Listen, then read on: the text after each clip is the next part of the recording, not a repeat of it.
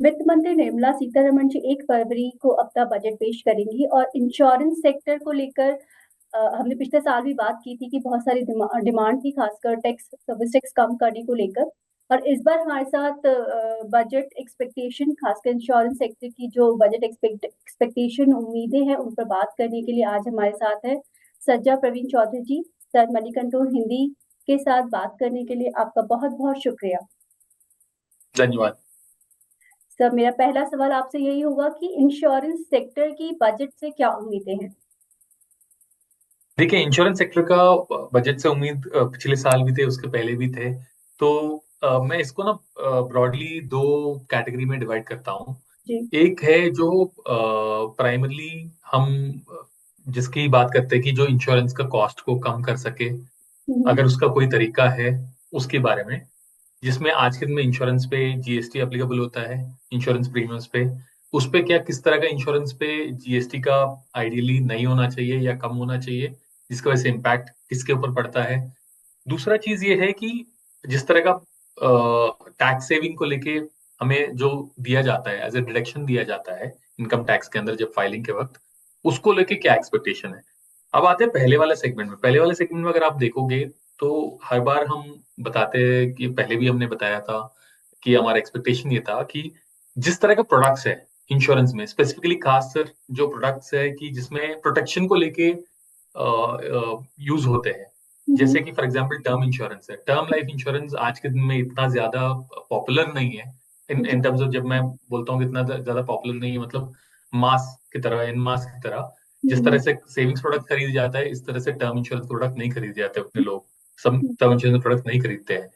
तो बट लेकिन term insurance एक एक प्योर रिस्क प्रोडक्ट है, जो जी। अगर कल को कुछ ब्रेड अर्नर को कुछ हो जाता है, अगर कोई गुजर जाते हैं, तो हम्म। उनके फैमिली को टेक केयर करने के लिए कुछ अमाउंट मिलता है। हम्म। सिमिलरली एक हेल्थ इंश्योरेंस है, जो हेल्थ इंश्योरेंस भी प्योरली एक रिस्क प्रोडक्ट है। जी। जैसे कि मतलब आपका कुछ हॉस्पिटलाइजेशन होता है, तो उसका हॉस्पिटलाइजेशन एक्सपेंसेस को टेक केयर करती है।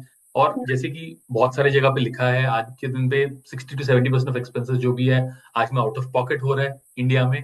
और ऊपर से हेल्थ इंश्योरेंस एक ऐसी चीज है जो फैमिली को एकदम एक अच्छे से सिचुएशन से लेके, फाइनेंशियल सिचुएशन से लेके पॉवर्टी लाइन की सिचुएशन तक भी लेके आ सकता है। बिकॉज हेल्थ इंश्योरेंस एक ऐसी चीज है कि जो आपको टेक केयर करती है, जो हर साल मेडिकल एक्सपेंसेस की, जैसे आजकल देख रहे हैं कि कैंसर हो गया, कोई और बीमारी हो गया, जिसपे बार बार आपको हॉस्पिटल जाना पड़ता है, उसमें बहुत सारा खर्चा करना पड़ता है उस तरह की चीजों में। और तीसरी चीज है जो मैं इसमें बताना चाह रहा हूँ कि एक और प्रोडक्ट है जो प्योर रिस्क की तरह काम करता है, जो कि थर्ड पार्टी इंश्योरेंस। जैसे कि हम कार्स की बात नहीं कर रहे हैं, जैसे आप अगर देखोगे तो जो बाइक का थर्ड पार्टी इंश्योरेंस, हम बाइक्स की बात क्यों कर रहे हैं या इन सब की बात क्यों कर रहे हैं। देखिए, अगर किसी फैमिली में अगर कोई ब्रेड अर्नर गुजर जाते हैं, या दूसरा है कि अगर हेल्थ इंश्योरेंस ना होने की वजह से या हेल्थ का खर्चा बहुत ज्यादा होने की वजह से अगर फैमिली का फाइनेंशियल सिचुएशन नीचे आ जाता है, या तीसरी है, बहुत सारे बाइक्स हमने देखा था आज की सिचुएशन में कि बहुत सारे बाइक्स एनुअल रिपोर्ट में भी देखते हैं हम इंश्योरेंस का, उसमें अनइंश्योर्ड घूमते रहते हैं, जिसका सिर्फ बेसिक थर्ड पार्टी इंश्योरेंस भी नहीं होता, और उसकी वजह से रिस्क भी ज्यादा है। कल को कोई एक बाइक गया और किसी को टकरा दिया और वो बंदा गुजर गया उस तरफ, और इस बाइक पे इंश्योरेंस नहीं है, ना ये बाइक वाला बंदा जिसने 50,000 से बाइक खरीदा उसके पास इतना नहीं होगा कि 50 लाख रुपए दे सके उस फैमिली को टेक केयर करने के लिए। और उस फैमिली के पास अगर उल्टी तरफ से उस फैमिली को ऑब्वियसली गवर्नमेंट के पास जाना पड़ेगा, और गवर्नमेंट को कल के दिन में स्पेंड करना पड़ेगा उनके ऊपर। सिमिलरली जहां पे टर्म इंश्योरेंस नहीं है या हेल्थ इंश्योरेंस नहीं है, उन वाले सिचुएशन में भी वही होने वाला है। एक मिडिल क्लास फैमिली को मिडिल क्लास लेके आप पॉवर्टी लाइन पे लेके आने वाले हो उसके इस तरह के सिचुएशन में। और उस सिचुएशन में फिर से गवर्नमेंट को ही स्पेंड करना पड़ेगा उनके ऊपर, उनके फैमिली के जो फाइनेंशियल सिचुएशन को बेटर करने के लिए, वो चाहे सब्सिडी के रूप में हो, वो चाहे किसी और रूप में हो, आप फाइनेंशियल असिस्टेंस के रूप में हो, किसी भी रूप में हो, at the end of the government का पैसा ही वापस जाने वाला है बाहर, राइट। तो हम क्या बोल रहे हैं कि इस तरह के सिचुएशन जहां पे इस तरह का प्रोडक्ट्स जो है प्योर रिस्क प्रोडक्ट्स है, जैसे कि टर्म लाइफ इंश्योरेंस हो गया या हेल्थ इंश्योरेंस हो गया, या जैसे कि बाइक का थर्ड पार्टी इंश्योरेंस हो गया, जो कि बहुत, आप ऐसे कह सकते हो कि मिडिल क्लास या बिलो मिडिल क्लास का जनता को बहुत ज्यादा बेनिफिट दे सकते हैं। इस वाले प्रोडक्ट में आइडियली जीएसटी वेव होना चाहिए या जीएसटी नहीं होना चाहिए, क्योंकि ये इस तरह का प्रोडक्ट, और कॉस्ट कम होने से, जैसे जैसे जीएसटी नहीं होगा तो और 18% कॉस्ट कम होगा। कॉस्ट कम होने की वजह से इसका थोड़ा अपटेक बढ़ेगा ऑब्वियसली, और इसकी वजह से in in the end of the day वापस जो कुछ फैमिलीज में अगर इस तरह का सिचुएशन होता है और उनको फाइनेंशियल असिस्टेंस के लिए गवर्नमेंट से वो जो पैसे फिर से खर्च करना पड़ेगा, वो finally at the end of the day कहीं ना कहीं पे बैलेंस आउट होगा। हम्म। ये एक तरफ है।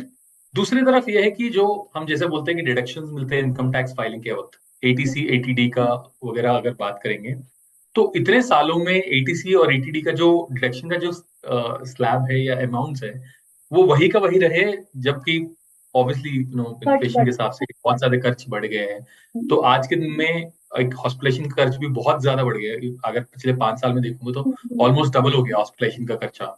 तो आप उतना ही अमाउंट हर साल, मतलब उतना ही अमाउंट रख रहे हो जैसे कि, मतलब जबकि खर्चे बहुत बढ़ गए हैं। तो और दूसरा चीज क्या हो, उसमें बहुत सारे और चीजों को उसी के अंदर ऐड कर दी गई है। वो 1.5 लाख के अंदर ही भी आपका होम लोन का भी आता है, लाइफ इंश्योरेंस की भी आता है, सब कुछ आता है वही अमाउंट के अंदर।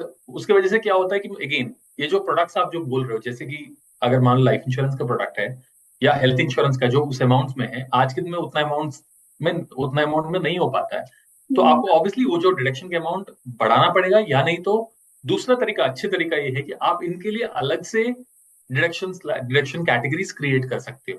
जैसे कि प्योर रिस्क प्रोडक्ट्स हो गए, जैसे टर्म इंश्योरेंस के लिए एक अलग कैटेगरी क्रिएट करो, या हेल्थ इंश्योरेंस का थोड़ा बढ़ाओ।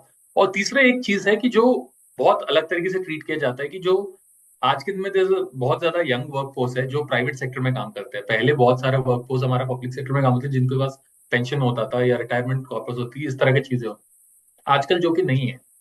तो ये जो रिटायरमेंट प्रोडक्ट्स है, पेंशन प्रोडक्ट्स है आज के दिन मार्केट में, उसका उसका कैसे बताया, उसको उसको लेना इन कंज्यूमर्स को बहुत जरूरी है। क्योंकि कल को आपके पास ऐसे गवर्नमेंट की तरफ गवर्नमेंट पेंशन तो है ही नहीं पब्लिक सेक्टर जॉब की तरह, आप प्राइवेट जॉब में हो।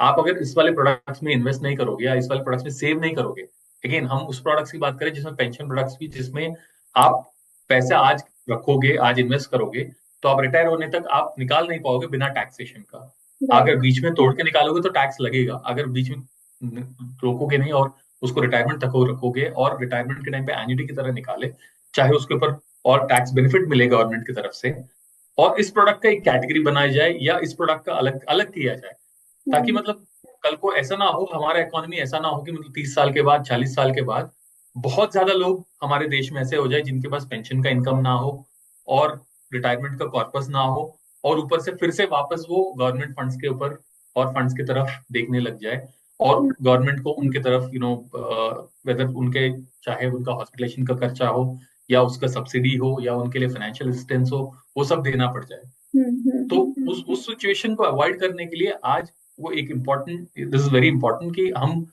पेंशन के लिए एक अलग से कैटेगरी क्रिएट कर सकते हैं उसमें डिडक्शन वाली लिमिट डिडक्शन के अंदर, ताकि उसको प्रमोट कर सकें। और सिमिलरली टर्म इंश्योरेंस के लिए एक अलग कैटेगरी क्रिएट किया जाए, और हेल्थ इंश्योरेंस का जो जिस तरह से खर्चा बढ़ा है, जितना अमाउंट है आज, उससे और ऊपर लेके जाए उसको।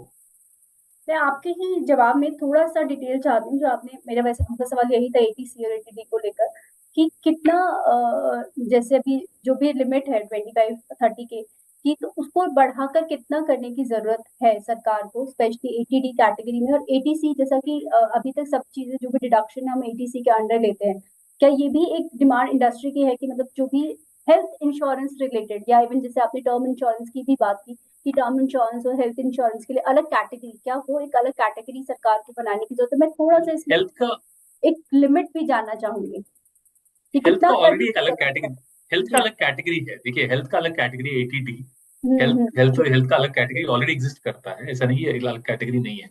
हेल्थ का अलग कैटेगरी है जो एटीडी, मेरा एटीडी का अलग सब कैटेगरी है, पर लेकिन उसमें एटीडी की जो लिमिट लिमिट है, बढ़ाया जाने की जरूरत है।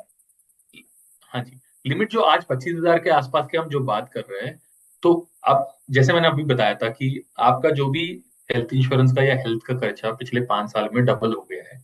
और आज के दिन में हम अगर देख रहे हैं ऑन एवरेज 25,000 में देख रहे हैं कि जनरली हम जनता का जो एवरेज लेके जा रहे हैं कि 1 करोड़ का हेल्थ इंश्योरेंस एक नॉर्म हो गया है, जिसका खर्चा है वैसे ही मतलब 40,000 50,000 रुपए के आसपास आ सकता है, depending on average family of, अगर मान लो 35-40 ईयर्स का लेते हो, जिनका मान लो 2 बच्चे हैं और उनके साथ अगर कवर करने की कोशिश करते हो। और हम 1 करोड़ का हेल्थ इंश्योरेंस की क्यों बात कर रहे हैं, क्योंकि इन्फ्लेशन के हिसाब से आप अगर आज 1 करोड़ का नहीं लोगे, आपको जिस दिन जरूरत पड़ेगा उस दिन ऑब्वियसली उस सिचुएशन में नया हेल्थ इंश्योरेंस तो नहीं मिलने वाला है। और हर हर 5 साल में अगर डबल होना है, इन्फ्लेशन की वजह से अगर डबल हो रहे होते जा रहा है, इसका मतलब कि आज जो 1 करोड़ का आपने लिया है, आप आपको 10 साल के बाद सिर्फ उसका कीमत 25 लाख है, या 20 साल के बाद उसका कीमत 5-6 लाख रुपए है।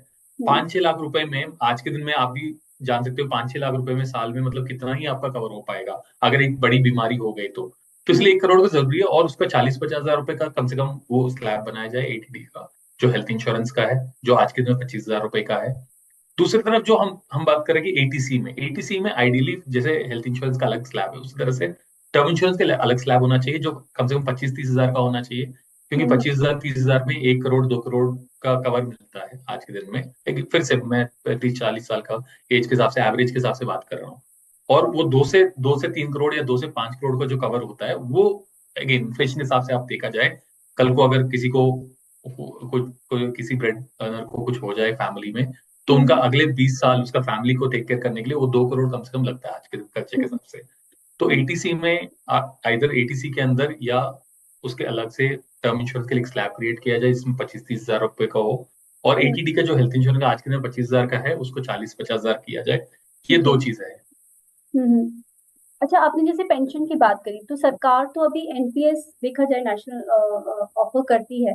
तो मैं बस ये समझना चाह रही हूँ कि अ, जैसे जैसे आपने पेंशन की बात की, तो कहाँ जगह है सरकार के पास इस ऑप्शन को और बढ़ाने की, खासकर जो प्राइवेट सेक्टर में काम कर रहे हैं।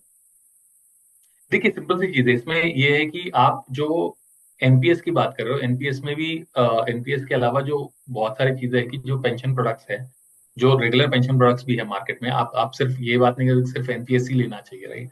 उसके हम्म, अलावा बहुत सारे पेंशन प्रोडक्ट्स भी है लोगों के पास जो उनको जो ले सकते हैं।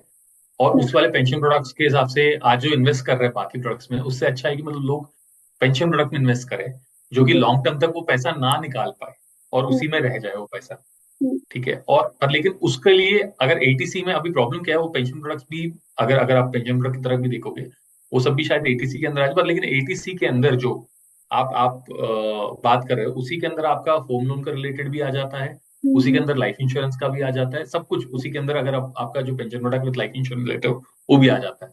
अगर मान लो आप पेंशन प्रोडक्ट लेते हो जिसमें जिसमें लाइफ इंश्योरेंस नहीं है, तो फिर वो भी नहीं आता है उसके अंदर। हम्म, तो हम इस बात कर रहे हैं कि 30 साल के बाद हमारे देश में बहुत सारे लोग होंगे जिनका जो लोग रिटायरमेंट एज पे पहुंच गए होंगे और वो प्राइवेट जॉब्स कर रहे होंगे तब तक, और उनके पास ना पेंशन है उस दिन कोई देने वाला, या उन्होंने शायद रिटायरमेंट को वापस नहीं बनाया हो। वो हम्म, बहुत डिफिकल्ट सिचुएशन होने वाला है उनके हम्म, लिए भी और गवर्नमेंट के लिए भी उस दिन मैनेज करने के लिए करने में। हम्म, हम्म, तो उस पर्सपेक्टिव से हम बोल रहे हैं कि पेंशन प्रोडक्ट्स के लिए, जो पेंशन प्रोडक्ट्स है आज के में, उनके लिए अलग कैटेगरी क्रिएट किया जाए और उसका अमाउंट अलग से फिक्स किया जाए। और हम्म, दूसरा है कि उसमें अगर एन्युटी की तरह अगर लेंगे पैसे, तो उसमें टैक्स ना हो। अगर वो बल्क में अगर लमसम में लेना चाह रहे हैं कुछ को खर्च करने के लिए, उस पे आप टैक्स कर लो, कैपिटल गेन्स टैक्स या जो भी लगाना है आप उस पे लगा सकते हो। पर लेकिन अगर वो एन्युटी के रूप में, पेंशन के रूप में हर महीना हर साल निकाल रहा है, तो फिर उस वाले में कैपिटल गेन्स ना लगे। हम्म, अच्छा, मेरा एक सवाल आपसे था कि अगर हम इंश्योरेंस की बात करें, खासकर टर्म इंश्योरेंस की, तो पहला सवाल कि मतलब एक नॉर्मल फैमिली के तौर पे बोलूं कि टर्म इंश्योरेंस बहुत सारे लोग लेते नहीं है, या तो कह लीजिए कि जानकारी का अभाव है, या उन्हें लगता है कि बस पैसे जमा करें, अगर कोई मिस हैपनिंग हो गई तो हमें वो पैसा मिलेगा, अदरवाइज मतलब ये कह लीजिए शायद उनकी वर्किंग कैपिटल कम होती होगी, शायद ये एक रीजन है। तो मेरा सवाल ये है कि सरकार को या इवन इंडस्ट्री को भी टर्म इंश्योरेंस की पहुंच बढ़ाने के लिए, या उसको एक प्रमोशन देने के लिए, मतलब सरकार को क्या करने की जरूरत है, और इंडस्ट्री उसमें किस तरीके से हेल्प कर सकती है। देखिए इसमें ना दो चीजें हैं। एक आपने जो बताया था टर्म इंश्योरेंस में लोगों को ये लगता है कि पैसा वापस नहीं मिलता है तो क्यों खरीदा जाए, या जिस तरीके से मतलब इसमें नॉर्मल सिर्फ जब टेंडेंसी है लोगों की इसको नॉर्मल लेकर। टेंडेंसी जो लोगों का है, वो थोड़ा आई थिंक इंडस्ट्री ने थोड़ा बहुत उसको चेंज किया हुआ है। हम्म, क्योंकि एक पहले ये होता था कि मतलब आप मान लो 1 करोड़ का कवर आपको मान लो 10 या 15 हजार रुपये मिलता है अगर 25 साल का हम्म, उम्र हो, वर्सेस मान लो वही अगर आपको रिटर्न ऑफ प्रीमियम वाला प्लान चाहिए तो उसके लिए आपको शायद 30 हजार रुपये देना पड़ता है। तो लोग उसकी वजह से सोचते हैं 30 हजार बहुत ज्यादा है और 15 हजार में कुछ वापस नहीं आ रहा है। तो अभी हम्म, इंडस्ट्री ने ऐसे प्लान बनाया कि एक जीरो कॉस्ट टर्म प्लान के नाम पे कहा जाता है, जिसमें आप वही 15 हजार रुपए में 60 साल की उम्र में आप डिसाइड कर सकते हो आपको 70 तक रखना है, 80 तक रखना है, या हम्म, पैसे वापस लेना है। तो इंडस्ट्री ने थोड़ा बहुत उस पर काम किया और उस तरह का प्रोडक्ट बाहर आया हुआ है, और ये पिछले 2-2.5 साल में अच्छे तरह से चल रहे हैं ये वाला प्रोडक्ट। हम्म, अब उसके अलावा जो दूसरी तरफ जो है, पर लेकिन उसके बारे में बहुत ज्यादा जानकारी हो, या टर्म इंश्योरेंस को अलग से मतलब ट्रीट किया जाए, अलग अलग की अलग से बात हो जाए उसके बारे में, उसका ये होने के लिए, जैसे हमने अभी बताया था, गवर्नमेंट की तरफ से अगर मान लो जैसे बजट में हम बात करें एटीसी में, अगर अलग कैटेगरी क्रिएट किया गया जाए, तब ऑब्वियसली सब लोगों के दिमाग में आएगा कि यार ये कैटेगरी क्या है, इसके बारे में अच्छा ये टर्म इंश्योरेंस यहाँ लेने से पे भी ही मिलेगा। बेनिफिट आ जा तब सकता फिर है। लोग थोड़ा और सीरियसली सोचने लगे। गवर्नमेंट भी सोच रहा है, अगर गवर्नमेंट ने अलग कैटेगरी बनाया टर्म इंश्योरेंस के लिए, इसका हम्म। मतलब है ये बहुत ज्यादा इंपॉर्टेंट होगा। अब हम्म। दूसरी बात है कि जो हम जो बात किए थोड़ी देर पहले, ये जो प्योर रिस्क प्रोडक्ट्स है, जैसे टर्म इंश्योरेंस हो गया या हेल्थ इंश्योरेंस हो गया या बाइक का थर्ड पार्टी इंश्योरेंस हो गया, जो भी मिडिल क्लास जनता के लिए यूज होता है बहुत ज्यादा, या उनके उनके काम का है, उस पर आइडियली जीएसटी नहीं लगना चाहिए। सिमिलरली दूसरी तरफ क्या है कि एक और चीज है जो इस देश में बहुत सारे एमएसएमईज है, एसएमईज और एमएसएमईज है, जो कि बहुत छोटे छोटे कंपनीज है, जो 10 लोगों को एम्प्लॉय करते हैं, 5 लोगों को एम्प्लॉय करते हैं, 20 लोगों को एम्प्लॉय करते हैं। और अगर आप देखोगे, एवरेज में देखोगे, तो मैं ये नहीं बोल रहा कि वो सबका इनकम डाउन कम है, पर लेकिन आप एवरेज में देखोगे तो बहुत सारे इसमें 90% ऑफ द जनता जो इस वाले सेगमेंट में काम करते हैं, उनका इनकम बहुत कम होता है हम्म। कंपेयर टू जो फॉर्मल सेक्टर में एम्प्लॉयड होते हैं। आज के दिन में प्रॉब्लम क्या है कि वो भी वहां पे अगर वो एम्प्लॉयज के लिए हेल्थ इंश्योरेंस लेते हैं, वहां जी। पे भी एक ही चीज है, राइट। अगर मान लो वो एम्प्लॉयज के लिए हेल्थ इंश्योरेंस नहीं लेते हैं या टर्म इंश्योरेंस नहीं लेते हैं, कल को उसके फैमिली में भी कुछ हो जाए तो उसका भी बर्डन गवर्नमेंट पे ही आने वाला है। पर लेकिन कुछ कुछ कंपनीज ऐसा सोचते हैं कि नहीं, मेरे एम्प्लॉय को लेना चाहिए, क्योंकि प्राइवेट कंपनीज भी देते हैं या बड़े कंपनीज भी देते हैं, उनका उनको भी टैलेंट को अट्रैक्ट करने के लिए या रखने के लिए उनको भी उस तरह की चीजें देना पड़ता है। पर लेकिन हम्म। जब देते हैं उस पर भी उनको 18% का जीएसटी लगता है। पर हम्म। दूसरी चीज ये है कि वहां पे जीएसटी का इनपुट क्रेडिट भी नहीं मिलता है उनको। ओके। जो group term life group health insurance जो देते हैं एम्प्लॉइज, एम्प्लॉयर्स एम्प्लॉइज को देते हैं, या ग्रुप टर्म लाइफ इंश्योरेंस देते हैं, उसमें जो जीएसटी होता है बाकी एक्सपेंसेस का मिलता है, बट लेकिन इस वाले खर्चे पे उनको जीएसटी का इनपुट क्रेडिट नहीं ले सकते वो लोग। जिसकी वजह से ऑब्वियसली इस तरह का प्रॉब्लम आता है कि मतलब एक तो उनको, वो तो लोअर एंड ऑफ स्पेक्ट्रम में है इनकम का, वैसे उनको नीड है, और इनको टैलेंट अट्रैक्ट करने के लिए देना है, और उनका वैसे भी मतलब पैसा ऐसा नहीं कि बहुत ज्यादा पैसे है एसएमईज और एमएसएमईज के पास खर्च करने के लिए, और उसके ऊपर से 18% जीएसटी लगता है, बट लेकिन उसका इनपुट रेट नहीं ले सकता है। तो इस वाले प्रॉब्लम को भी आइडियली इसको इसको टैकल करने के लिए जीएसटी का इनपुट रेट एटलीस्ट, अगर बड़े कॉर्पोरेट्स का और उसका नहीं हो, एटलीस्ट एसएमई और एमएसएमई सेक्टर को इस वाले सेगमेंट में, लोअर इनकम सेगमेंट में इस तरह का प्रोडक्ट्स को प्रमोट करने के लिए वहां पे जीएसटी का इनपुट क्रेडिट देना चाहिए। हम्म। हम्म। अच्छा, मेरा एक सवाल ये भी था कि इंश्योरेंस अगर देखा जाए तो अ, ये मैं एज ए इंडस्ट्री के तौर पे पूछना चाहती हूँ कि कहाँ तक इसकी पहुंच बनी है इंश्योरेंस, खासकर जो हेल्थ इंश्योरेंस है, टर्म इंश्योरेंस है, मतलब किस लेवल पर, क्या ये ग्रास रूट लेवल पर पहुंच पाए हैं या अभी तक इनकी पहुंच जो है टीयर 1, टीयर 2, टीयर 3 सिटीज तक ही रही है? देखिए आज के दिन में ऐसा है कि मैं बस एक अवेयरनेस तो बड़ी है, जानना चाहती हूँ। अवेयरनेस तो क्लियरली बड़ी है। और आजकल टायर 3 के बाहर बहुत सारे लोग हमारे प्लेटफॉर्म पे भी आते हैं जो टर्म इंश्योरेंस और हेल्थ इंश्योरेंस खरीदने के लिए, कंपेयर हम्म। टू अगर 2 साल पहले या 5 साल पहले की बात करो, हम्म। बहुत ज्यादा ये जो अवेयरनेस बढ़ी है, बिल्कुल उस पर तो कोई डाउट ही नहीं है। पर हम्म। लेकिन क्या है, अवेयरनेस के बाद जो लोग खरीदने की जो सोचते हैं या मतलब फाइनली खरीदते हैं, हम्म। उसमें थोड़ा अभी भी गैप है। ओके। तो बहुत सारे लोग सोचते हैं, पर लेकिन बहुत सारे लोग फाइनली एंड नहीं करते, मतलब कि खरीदते नहीं है, स्पेशली टर्म इंश्योरेंस की बात किया जाए तो। उनको लगता है कि मतलब जब भी उनको वो कहीं पे देखते हैं, उनका फैमिली में किसी के साथ कुछ हुआ या उनका ऑफिस में किसी के साथ कुछ हुआ या कुछ एडवर्टाइजमेंट देखा, तो बहुत सारे लोग हमारे प्लेटफॉर्म पे भी आते हैं, और बहुत सारे इनफैक्ट बियॉन्ड टायर 3 भी छोटे छोटे जगह से भी आते हैं। पर लेकिन हम्म। फाइनली वो लोग एंड नहीं करते खरीदना, बिकॉज फाइनली जो आपने एग्जांपल दिया था थोड़ी देर पहले, जो सोच है कि मतलब खरीदना है क्या अभी, मतलब इस वाले में इतना बेनिफिट है क्या, इस हम्म। तरीके से। तो हम्म। उसमें जैसे कि और ऑब्वियसली वो जो कॉस्ट जो हमने बात किया था, शायद हम्म। उसका कॉस्ट को थोड़ा और बेटर किया जाए, जो कि हम्म। जीएसटी के तौर से हो सकता है। हाँ। तो उसके उसके हिसाब से वो ऑब्वियसली उनके लिए भी हेल्पफुल होगा। तो ऐसा नहीं कि मतलब टर्म इंश्योरेंस और हेल्थ इंश्योरेंस पे जीएसटी हटाने से सिर्फ टायर 1 टायर 2 लोगों सिटीज में जो लोग रहते हैं उन्हीं को बेनिफिट होगा, मतलब ये सबके लिए बेनिफिट होगा जो लोग आज के इसकी दिन कुछ में। बढ़ाने वाली बात है कि सरकार की तरफ से तो आयुष्मान योजना उनकी तरफ से चलाई जा रही है, एक हेल्थ बेनिफिट के तौर पर देखूं, लेकिन बस मेरा सवाल ये था कि हम एक तरह से इंश्योरेंस इंडस्ट्री को ग्रास रूट लेवल तक, मतलब प्राइवेट लेवल पर, प्राइवेट सेक्टर की अगर मैं बात करूँ, तो हम कितना सफल हो पाए हैं, या हम और बेहतर कर सकते हैं, मतलब सरकार को और क्या मतलब मदद करनी चाहिए, बजट में क्या अनाउंसमेंट करना चाहिए कि प्राइवेट सेक्टर भी, स्पेशली इंश्योरेंस की बात की जाए, हेल्थ इंश्योरेंस, टर्म इंश्योरेंस, ये ग्रास रूट लेवल पर भी पहुंचा सके। देखिए, मैंने जैसे बताया था आपको कि हम उस तरह की बात कर रहे हैं कि एक तरफ हो गया रिटेल कंज्यूमर जो अपने आप खरीदना चाहता है, दूसरी तरफ जो आप ग्रास रूट लेवल की बात कर रहे हैं, ग्रास रूट लेवल पे जो लोग हैं वो इनफॉर्मल सेक्टर में काम करते हैं, एसएमई और एमएसएमई सेक्टर में काम करते हैं। जो इनफॉर्मल सेक्टर में काम करता है उनको पहुंचने का तरीका यही, क्योंकि वो जो जिनको 20,000 रुपए या 15,000 रुपए मिलता है ना महीने का, वो ये नहीं सोचता कि मैं ये वाला प्रोडक्ट ऐसे खरीदूं अलग से जाके। हम्म। आप ग्रास रूट लेवल की बात कर रहे हो, वो इनकम के हिसाब से अगर देखा जाए तो 15,000, 10,000 या 20,000 रुपए कमाने वाले वो लोग सोच नहीं पाते कि मेरे को ये खरीदना है।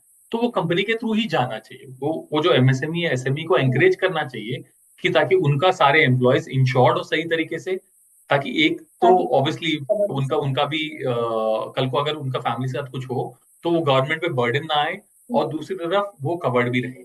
अगर वो करना है, जैसे मैंने थोड़ी देर पहले बताया था आपको कि अगर जीएसटी इनपुट क्रेडिट जो आज के दिन में नहीं मिलते कंपनीज को, जो एम्प्लॉय बेनिफिट्स पे जो भी दिया जाता है, वो एटलीस्ट एसएमई एमएसएमई को मिलना चाहिए। जो भी खर्चा करते हैं वो लोग एम्प्लॉय इंश्योरेंस की तरफ, जो वो चाहे एम्प्लॉय हेल्थ इंश्योरेंस हो, एम्प्लॉय टर्म, अगेन हम सिर्फ प्योर रिस्क प्रोडक्ट्स की बात कर रहे हैं, तो उस वाले सिचुएशन को, उस वाले को आपको प्रॉपर बिजनेस कॉस्ट की तरह देखना चाहिए, क्योंकि ये तो at the end of the business के लिए ही खर्च कर रहे हैं ना। ऐसा नहीं कि मतलब किसी एम्प्लॉय को आप पैसा सैलरी के रूप में आप एक्स्ट्रा नहीं दे रहे हो ना, एम्प्लॉय वो पैसे को घर ले जा रहा है, वो पैसे तो एक्चुअली खर्च हो रहा है in terms of some kind of कोई अगर गुजर गया या कोई हॉस्पिटल में गया, उसके ऊपर खर्च हो रहा है। अगर वो नहीं होते तो ऑब्वियसली गवर्नमेंट को देना पड़ता किसी